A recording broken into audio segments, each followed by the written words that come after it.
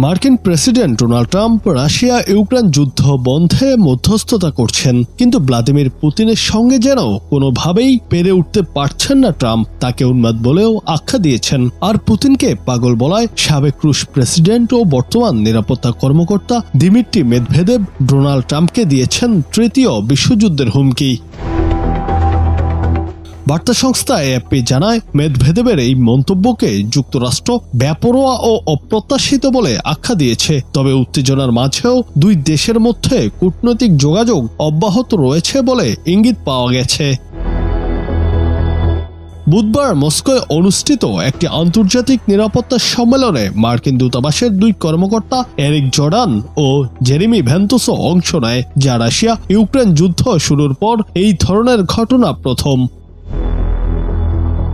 গত সপ্তাহে ট্রাম্প পুতিনকে পাগল বলে মন্তব্য করলে বাকযুদ্ধ শুরু হয়। পরে ট্রুথ সোশ্যালে ট্রাম্প লিখেন, পুতিন বুঝতে পারছেন না আমি না থাকলে রাশিয়ার জন্য ভয়াবহ কিছু ঘটত, তিনি আগুন নিয়ে খেলছেন।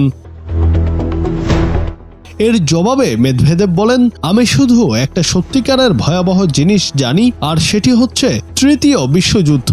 আশা করি ট্রাম্প সেটি বুঝতে পারবেন। পাল্টা প্রতিক্রিয়ায় ট্রাম্পের ইউক্রেন বিষয়ক বিশেষ দূত কিথ কেলেগ এক্সে লিখেছেন, তৃতীয় বিশ্বযুদ্ধের হুমকি একটি পরাশক্তির জন্য অনুচিত ও দুর্ভাগ্যজনক। প্রেসিডেন্ট ট্রাম্প যুদ্ধ বন্ধে কাজ করছেন। আমরা সেই সমঝোতা স্মারকের অপেক্ষায় আছি যা রাশিয়া এক সপ্তাহ আগে দেয়ার প্রতিশ্রুতি দিয়েছিল।